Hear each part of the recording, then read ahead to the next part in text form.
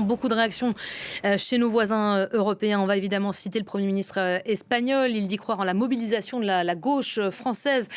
Pedro Sanchez qui estime qu'il faut battre l'extrême droite, je le cite, en gouvernant comme l'Espagne le fait depuis 6 ans. Réaction aussi forcément à Bruxelles, d'où tout est parti.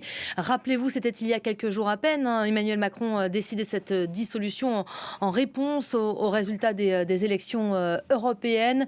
Et la réaction européenne, pour le moins, est loin d'être tendre. Notez cette expression exprimée par Donald Tusk ce matin. Ces résultats s'inscrivent dans une tendance dangereuse pour la France et pour l'Europe, a estimé le Premier ministre polonais. Il évoque le contexte d'une montée des droites radicales en Europe, l'influence russe au sein de ces partis. Alix Le Bourdon, bonjour. Vous êtes notre correspondante à Bruxelles. Ce résultat du premier tour alarme évidemment Bruxelles et les Européens au sens large.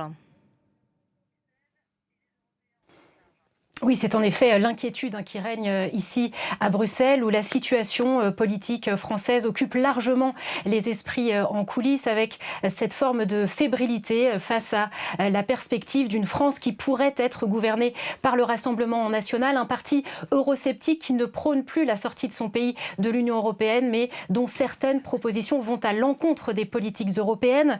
Parmi les mesures proposées, il y a par exemple la réaffirmation de la supériorité de la Constitution française sur les juridictions européennes. Ça, en fait, cela revient à aller à l'encontre d'un principe fondateur de l'Union européenne qui est la primauté du droit européen sur le droit national.